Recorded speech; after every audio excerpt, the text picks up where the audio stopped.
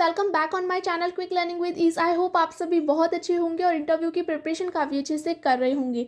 आज का जो हमारा टॉपिक है वो टीएलएम से रिलेटेड है, क्योंकि आपसे पूछा जा सकता है जब भी आप ड्यूरिंग डेमो टीचिंग कर रहे हैं तो जो भी टॉपिक आप पढ़ा रहे हैं उससे रिलेटेड आपको टीएलएम के नेम ज़रूर पता होने चाहिए। लाइक आप मैथ्स पढ़ा रहे हैं तो आप सब्ट्रैक्शन पढ़ा रहे हैं, एलसीएम एससीएम पढ़ा रहे हैं, फ्रैक्शन पढ़ा रहे हैं, कुछ भी पढ़ा रहे हैं तो वो आपसे पूछ सकते हैं कि अगर आपको ये बच्चों को सिखाना है तो आप किस टीएलएम का यूज़ करेंगे, हमें टीएलएम के नाम बताइए।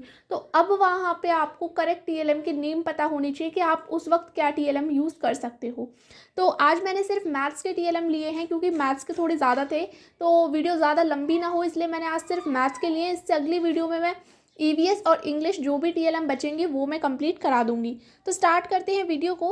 देखिए, सबसे पहले जो टीएलएम है इसको हम इंस्ट्रक्शनल मटेरियल भी बोलते हैं और टीचिंग लर्निंग मटेरियल भी बोलते हैं।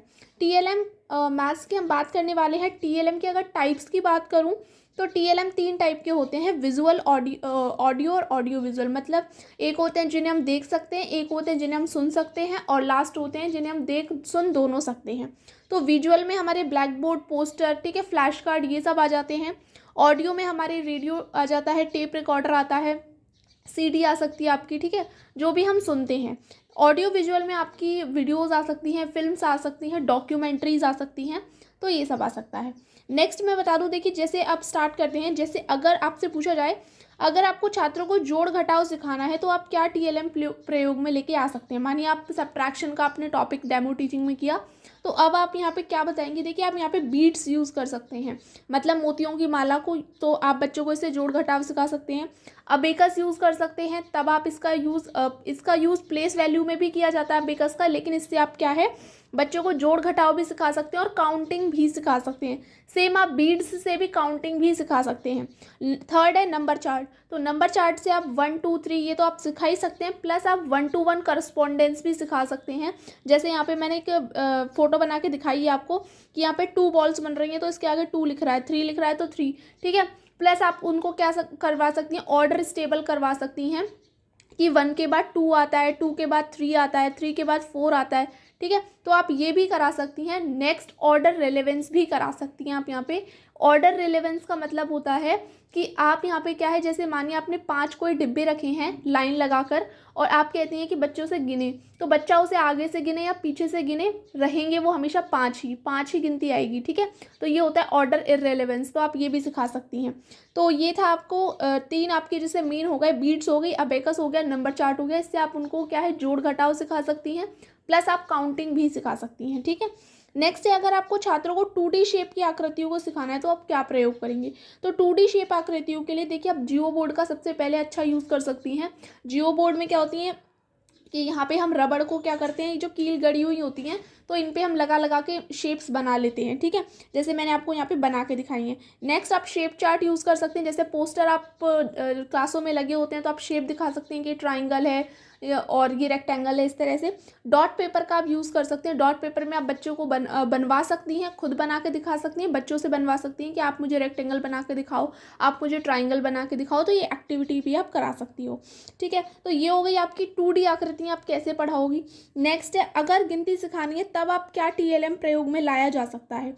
अगर गिनतियाँ सिखानी है तो सेम मैंने आपको बताया जोड़ घटाव वाला, आप बीट्स यूज़ कर सकती हो, अबेकस यूज़ कर सकते हैं और एक्टिविटीज़ भी आप काफ़ी सारी यूज़ कर सकती हो। लाइक जैसे कि हमने बच्चों को लाइन में खड़ा कर दिया, फिर हमने 2 बच्चों को बाहर निकाल दिया तो आप कितने बचे, ठीक है। या फिर हमने बहुत सारे बच्चे लाइन में खड़े कर दिए और हमने गिनने को कहा कि कितने बच्चे हैं। तो इस तरह से हम एक्टिविटीज़ भी बहुत सारी करा सकते हैं। गिनती के लिए आप ब्लैक बोर्ड पे भी बहुत सारी एक्टिविटीज़ करा सकती हो। लाइक आप बहुत सारे क्या कह सकते हैं, ड्राइंग बना सकती हो काइट की और बॉल्स की, इस तरह से, और बच्चों को गिनने के लिए आप कह सकते हैं। तो इस तरह से ये आप टीएलएम यूज़ कर सकते हैं। इसके बाद नेक्स्ट है कि अगर आपको छात्रों को भिन्न की अवधारणा का ज्ञान देना है तो आप क्या प्रयोग करेंगे। तो देखिए, ये अभी सीटेट में भी क्वेश्चन पूछा गया था कि भिन्न की अवधारणा के लिए, तो ये ऑप्शन में आया था। एक था किजनरी रॉड्स। तो किजनरी रॉड्स को हम क्या है फ्रैक्शन की अवधारणा को सिखाने के लिए यूज़ कर सकते हैं। ये एक रॉड्स होती हैं जिसमें हम 2/3 बच्चों को बता सकते हैं, 3/2, 5/2, इस तरह से अगर हमको बच्चों को कराना हो तो हम ये करा सकते हैं। ये ब्लॉक्स टाइप होती हैं जैसे मैंने बना रखी हैं, ठीक है। इसके बाद है फ्रैक्शन किट का आप यूज़ कर सकते हैं। फ्रैक्शन किट आप बहुत सारी तरह की होती हैं, आप सर्कल में ले सकते हैं, ट्राइंगल में ले सकते हैं, है ना। लाइक आप फोटो बना के भी दिखा सकते हैं बच्चों को, तो फ्रैक्शन किट का यूज़ कर सकते हैं। डाइस ब्लॉक का यूज़ कर सकते हैं। डाइस ब्लॉक का आप भिन्न में यूज़ कर सकते हैं 2x3 दिखाने के लिए, 3x4 इस तरह से, लेकिन इनका ज़्यादातर यूज़ हम काय में करते हैं, तो इनका ज़्यादातर यूज़ हम प्लेस वैल्यू को सिखाने में ज़्यादा करते हैं, क्योंकि ये 4 डिफरेंट कलर्स के होते हैं और 4 डिफरेंट कलर के होते हैं। तो एक होता है वंस का, टेंस का, 100 का, 1000 का, तो इस तरह से ये होते हैं। तो हम डाइस ब्लॉक से प्लेस वैल्यू की अवधारणा को ज़्यादा अच्छे से समझा पाते हैं। तो आप ये क्वेश्चन भी देख लीजिएगा, अगर आपसे पूछा जाता है प्लेस वैल्यू की अवधारणा के लिए आप कौन सा TLM यूज़ करेंगे, तो आप डाइस ब्लॉक यूज़ करेंगे। इसके बाद आप अबेकस भी यूज़ कर सकते हैं प्लेस वैल्यू की अवधारणा के लिए, वो भी काफ़ी ज़्यादा यूज़ किया जाता है।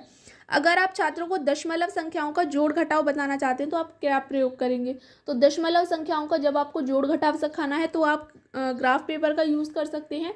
ग्राफ पेपर का यूज़ दशमलव की जोड़ घटाओं की संख्याएं के लिए हम करते हैं। और अगर आपको छात्रों को दशमलव संख्याओं का गुणा सिखाना है तो आप ग्रिड पेपर का यहाँ पे यूज़ करेंगे। देखिए 0.3 और 0.2 को हमको मल्टीप्लाई करना सिखाना है, तो यहाँ पे मैंने दिखा भी रखा है कि हमने ऊपर से क्या किया है, थ्री ब्लॉक्स ड्रॉ कर लिए हैं, मतलब फिल कर दिए हैं, और नीचे साइड से हमने 0.2 हमको दिखाना है, तो हमने 2 ब्लॉक्स को क्या किया है, फिल किया है। इस तरह से हम बता सकते हैं कि 12 आना चाहिए इसका आंसर, तो इस तरह से, ठीक है। इसके बाद नेक्स्ट बात कर लेते हैं। नेक्स्ट आपसे एक टेनग्राम और एक जियोजेब्रा भी TLM में आता है। तो टेनग्राम हम क्या करते हैं, स्पेटियल थिंकिंग के लिए, कि बच्चों की क्या है जो स्थानिक सोच है वो विकसित हो, वो उनसे क्या क्या बना सकते हैं, क्या क्या वो एक शेप्स के बारे में सोच सकते हैं। तो ये मैंने आपको दिखाया भी, इस तरह का कुछ टेनग्राम होता है, तो इससे डिफरेंट तरह की क्या है आकृतियाँ बनाई जाती हैं। इसके बाद क्या है लास्ट, जियोजेब्रा। तो जियोजेब्रा एक सॉफ्टवेयर है, तो ये दृष्टिबाधित छात्रों के लिए नहीं है, क्योंकि वो नहीं देख सकते। तो ये क्या है, इसके अंदर एक सॉफ्टवेयर होता है जिसके अंदर हम बच्चों को 2D शेप के बारे में बता सकते हैं, 3D शेप्स के बारे में भी बता सकते हैं जियोजेब्रा के अंदर, लेकिन ये जो दृष्टिबाधित छात्र होते हैं उनके लिए नहीं होता है। तो ये कुछ मैथ्स के TLM थे। अगर आप कुछ भी अपनी अवधारणा बता रहे हैं तो आपको TLM के नेम ज़रूर पता होने चाहिए कि आप किस वक्त कौन सा TLM यूज़ करेंगे। अगली वीडियो में हम बात करेंगे EVS के और इंग्लिश के जो भी TLM होते हैं उनके बारे में। और आज के लिए वीडियो में बस इतना ही। अगर वीडियो इन्फॉर्मेटिव लगा हो तो चैनल को लाइक शेयर सब्सक्राइब ज़रूर कर दीजिएगा इसी तरह की इन्फॉर्मेटिव वीडियोज़ के लिए। Thank you.